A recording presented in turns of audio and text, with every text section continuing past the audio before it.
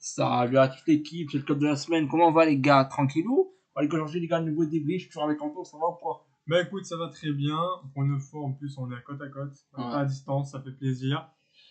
On se retrouve pour ce match qui a été totalement bien emmené par une très bonne équipe du Real Madrid, très joli sur le papier, qui a fait un très beau match. L'adversaire qui n'a pas été à la hauteur de ce match-là, honnêtement. Je sais pas ce que tu en penses. Ouais, en fait, le Real Madrid à 11 contre 11 a très bien dominé les débats.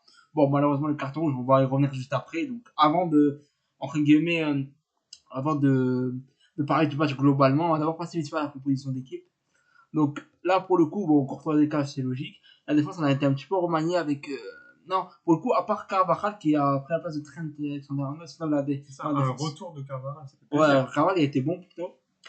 Après, au milieu de terrain, à part Ceballos qui prend la place de Valverde pour un peu le faire souffler, sinon c'est du classique pour le coup. Avec Tchouaméni et Arda qui ont été très bons. Ceballos, bon, Ceballos, celui-là à lui-même, hein, ça va. En fait, c'est un bon remplaçant, c'est un bon joueur de rotation. C'est plutôt bien. Et en attaque, Vini, Brahim Diaz et Mbappé. Donc, toi, t'as pensé quoi de la compo? Bah, la compo en soi, sur le papier, elle est très très belle. Pourquoi? Parce que déjà sur les premiers matchs, surtout la charnière centrale, elle confirme depuis ce début de saison, elle est quasiment impassable. On va pas se mentir. Il y a eu Comme quelques... Militao, il est très bon. Et Militao est très bon, Lucien aussi, même sur son intervention, On va en parler juste après, là, c'est juste. on va en reparler, ne vous inquiétez pas, parce que c'est vraiment quelque chose qui nous a vraiment chagriné durant ce match. En fait, on s'est mis en difficulté tout seul. En fait. C'est ça. Carrera, ça a été une bonne pioche, une bonne surprise. Carrera, c'est très bon, j'aime bien. Très très bonne surprise de cette saison au niveau du mercato. Là, honnêtement, les personnes qui ont fait le mercato pour moi Il était bon, hein? ont été vraiment excellents.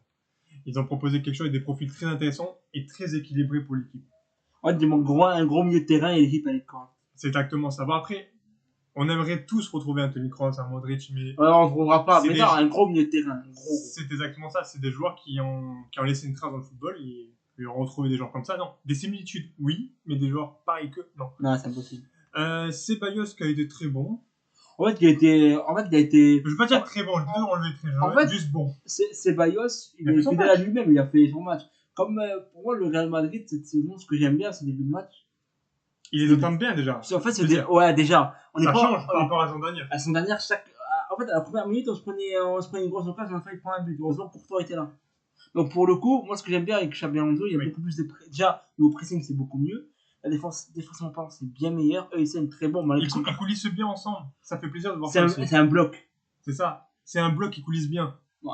Quand c'est ça, mais de toute façon, ça, on en parlait par rapport à la saison dernière, on en parlait. Quand la défense sera enfin équilibrée, on verra du changement. Voilà, l'équilibré. Là, elle est équilibrée, on va pas se mentir, ça fonctionne bien. Donc, on voit du changement. Ça permet à nos milieux de terrain de moins redescendre aussi. Et même, Chouameni fait un gros taf devant la défense. Arda Güler à la création, il est très très bon. Et pour servir Mbappé, on va le voir juste après en plus. Parfait de transition. Brahim Diaz, fidèle à lui-même. En fait, Brahim Diaz. Brahim Diaz, le problème de Brahim Diaz, ça a toujours été ça. Titulaire. En fait, il y a eu une saison où il a été très bon. En 2023-2024 pour le coup. Là, c'est en fin de saison. Enfin, ouais. En 2023-2024, la saison gagnée à LDC, où dans les derniers matchs de Liga où on était quasiment champion, on était titulaire avec Arda Güler, était très bon. En fait, pour moi, c'était juste un impact player. C'est un peu comme Asensio à l'époque. En fait, c'est un joueur remplaçant qui est beaucoup plus fort quand il est sur le banc et il rentre en fin de match pour faire la différence. Là, il est très bon. En fait, quand il est titulaire, il se cache un peu plus. Ça, c'est un peu dommage. Vini, son match, il était moyen. Vini, coussi, entre guillemets. C'est pour ça qu'il est sorti d'ailleurs. Et Mbappé, bon, on va en parler juste après. Mbappé est très bon. Pour moi, mon petit mot à dire sur Brahim Diaz, c'est un joueur, comme tu as parfaitement le résumé, ça, et on l'avait dit, un super remplaçant, un super sub. C'est ce genre de mec qu'on rêverait tous d'avoir dans une équipe. Parce que quand le titulaire n'est pas là, on veut chercher quelqu'un qui peut prendre et peut faire des différences. Brahim Diaz en fait. Et comme tu as si bien expliqué, en tant que titulaire, il a du mal. Mais il a du mal pourquoi? J'ai l'impression qu'il veut trop garder son énergie pour être à fond pendant 90 minutes. Ça ne fonctionne pas comme ça le football. Ça fonctionne. Je pense qu'il a loupé une étape. Parce que c'est vrai, il veut être à fond, sauf que sur les premières entames, il est pas mal, il est présent, et tout. Il veut tenter des choses, mais des fois, il a encore ce blocage en attaque où des fois, il prend pas l'assurance de tenter. Il veut pas. Il cherche trop à donner. Lui, dans sa tête, c'est faut que je donne la passe, faut que je fasse des passes, il faut que je fasse des passes. Non, il n'y a pas que ça. Tu peux tenter des choses, des dribbles, des tirs, on t'en voudra pas. Bon, on a fini avec ça. On va juste parler du carton rouge de SN. Donc, bon, ce qui s'est passé pour vous résumer un peu l'action. En gros, il y a un joueur de Real Sociedad qui part au but. Essen, en fait, le joueur, là où Essen fait la faute, il est à 35-40 mètres des buts. Militao est juste derrière, donc Essen n'est pas le derrière défenseur, donc logiquement, il n'y a pas de carton rouge. Mais l'arbitre peut quand même mettre carton rouge. Mais, vous voyez le tweet à l'image, la communauté des arbitres affirme avoir commis une erreur VAR contre le Real Madrid. Donc le carton rouge aurait dû être une erreur manifeste. Il sera suspendu pour un certain temps. Oui, normal, parce que normalement, quand un joueur prend un carton rouge, il est suspendu avec 2 matchs, et le troisième match, il est en sursis. Mais là, normalement, dans la logique des choses, si l'arbitre. Il peut pas. Non, parce que normalement, c'est plus compliqué. Pour revenir sur une décision arbitrale, c'est très compliqué. Même après l'effet de jeu, même après que le match soit passé, et encore pire si le match il est passé. C'est fini. C'est ça, c'est une erreur d'arbitrage. Donc à la limite, ils ont assumé qu'il y a eu une erreur d'arbitrage en plus venant de la VAR. Donc c'est encore pire parce que jusqu'à maintenant la VAR faisait polémique. La VAR, ils ont 40 000 images pour faire. C'est ça, mais en fait c'est qu'à la limite, l'arbitre central peut-être qu'aurait dû réfléchir autrement et rester fidèle à sa position. Je pense qu'il voulait peut-être juste mettre un jeune, à la limite. Non, ça doit être John. Parce que Militao, en plus, il était. Parce que la fait, il y avait Militao.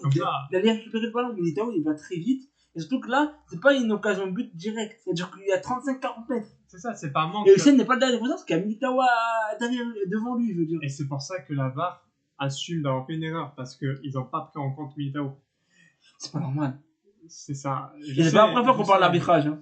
C'est pas la première fois. Ce sera pas la dernière fois non plus. Malheureusement. Ouais, malheureusement. Ce sera pas la dernière fois. Non, mais après, ce qu'on veut dire, c'est que oui, peut-être que ça aurait mérité un jaune. À la limite, là, le problème, c'est que je pense qu'ils ont pris la décision. L'arbitre central a dû aller voir la vidéo, non? Moi, je sais même plus si. Non, en fait. Il a fait confiance à la VAR. Oui, c'est ça. Pardon, excusez-moi. Non, c'est ça, en fait.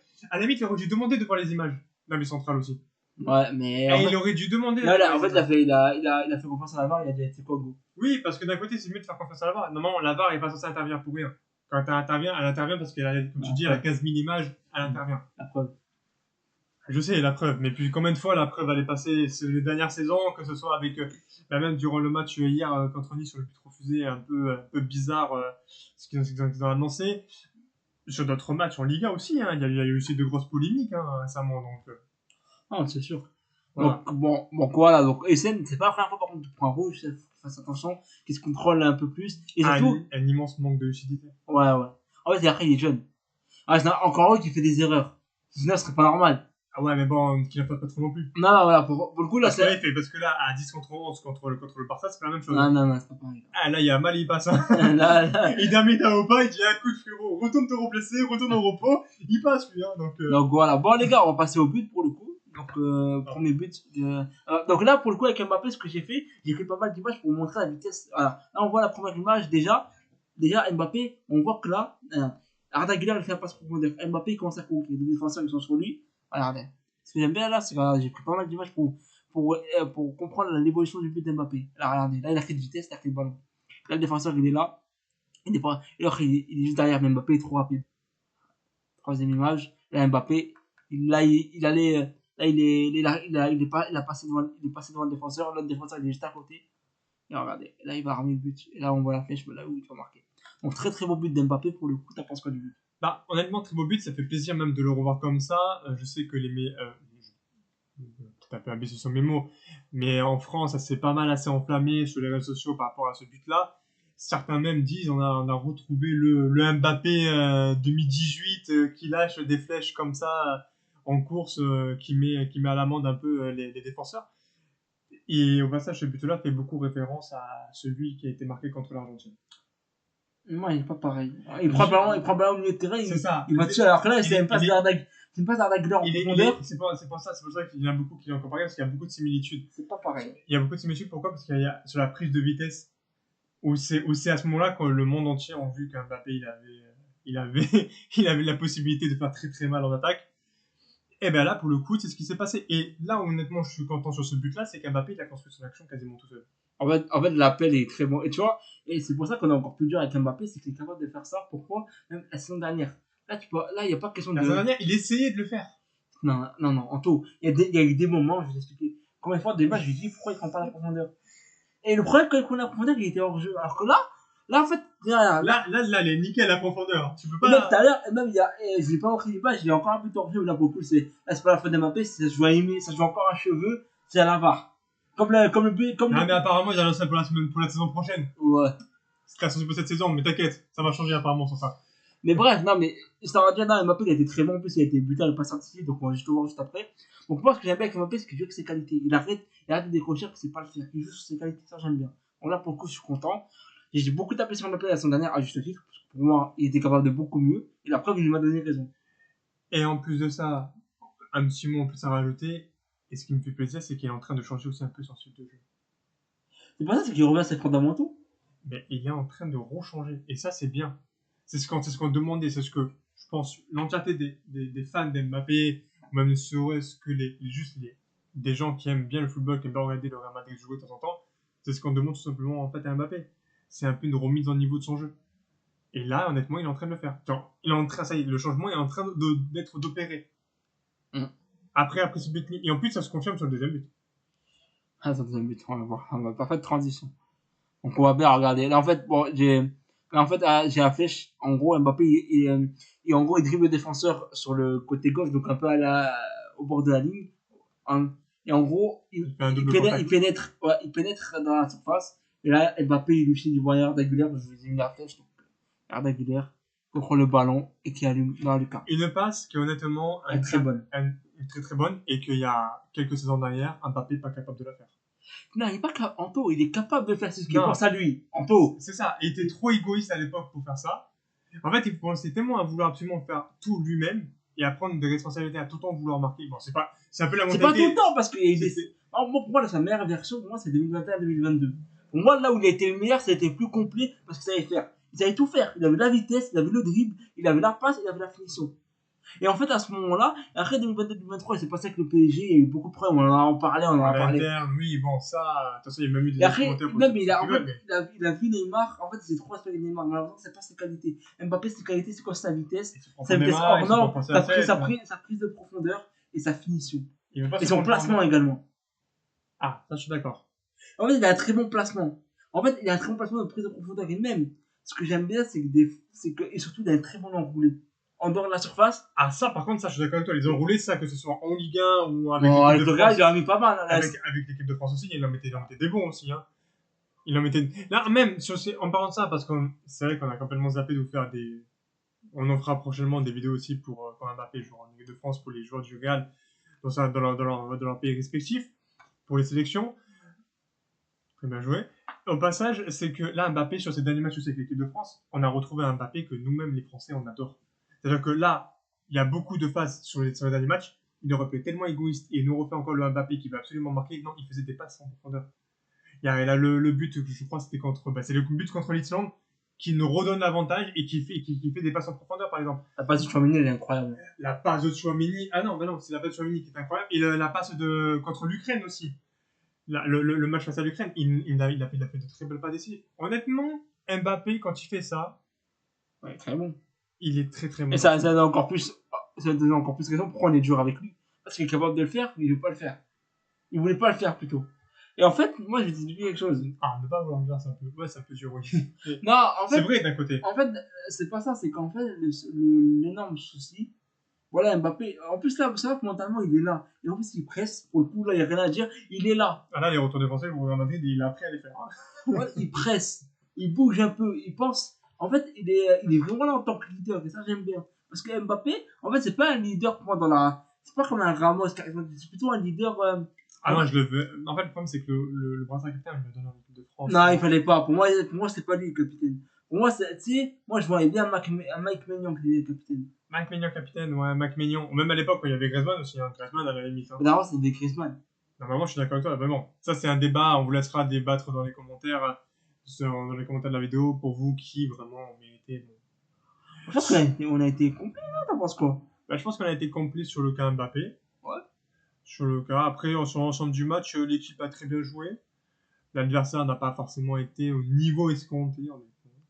Ils sont revenus à la fin en faisant une réduction du score. Bon, mérité. Sur penalty, mais. Voilà, penalty obtenu. Bon. Une faute de Carvajal, mais bon, rien de méchant. Bon, c'est Carvajal. Ouais, des fois, il a un peu le sang chaud. C'est normal. Il a encore des restes de Ramos. il a traumatisé. Les Ramos IPP. Mais attends, déjà, lui, il a ça. Mais je rappelle qu'un autre joueur, un autre génie de football, il a joué une saison avec Ramos. Maintenant, sur chaque terrain, quand quelqu'un lui fait un tacle, il veut gommer tout le monde. Hein, parce que le petit Léo Messi, avant, il était tout calme. Maintenant, quand on lui fait un tacle, il a fait une saison avec Ramos. Ramos, il l'a transformé. C'est devenu Messi méchant sur le terrain. Donc voilà, donc belle victoire. Donc le point positif que je retiens surtout, c'est la 4/4. Donc déjà, on met l'avantage sur le Barça, parce que le Barça joue ce soir. Et le Oui. Barça a déjà fait match nul. Donc déjà, là, ça veut dire que là, provisoirement, on a 5 points d'avance. Bah, dire, c'est bien. Déjà, comme tu dis, c'est très très bien pour au niveau de la saison. Ouais. Et ensuite à ça, nous, il nous reste encore pas mal de matchs encore à jouer. Puis, on a surtout un gros match qui va arriver là. Qui arrive dès mardi soir à 21h. Retour de la Ligue des Champions, les gars. Ouais, donc on va bien sûr débriefer, bien sûr. Donc, match très important pour le Real Madrid. Et voilà, on mettra un petit post-it plus 18, hein, bien évidemment, sur le débrief. Pourquoi ? Parce qu'on affronte l'Olympique de Marseille, qui fait aussi son grand retour en Ligue des Champions. Ouais. Mais... Voilà. Et qui vont la quitter dès mardi. Voilà, ils vont s'en rendre compte le niveau d'écart qu'il y a entre une équipe qui en a 15 et une qui en a que une depuis 93. Ouais. Voilà. Non, sans trop taquiner cette équipe française, c'est un très beau match qui a été attendu. Il y a déjà eu à une certaine époque un Real Marseille, c'était assez serein.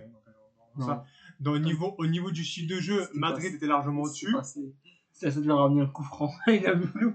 Suleiman Diawara, il avait provoqué, il avait menacé à la fin du match CR7. Il a blessé CR7. Il a blessé CR7. Donc, voilà. Après ça, il a fini à Nice après en prison, mais bon. Bon. C'était un joueur à ne pas fréquenter. Non, on rigole bien sûr. Mais en tout cas, c'est un très match qui sont attendus. Pour le côté de la Liga, bien évidemment, il y aura aussi encore un assez bon rendez-vous. J'espère qu'en ça, la vidéo vous aura, les gars. C'est ça. Et n'hésitez pas à liker, commenter, partager comme d'habitude. Je vais aller sur TikTok, aller sur tous les réseaux, les gars. On est là. Moi, je vous dis à la prochaine. Goodbye. Ciao.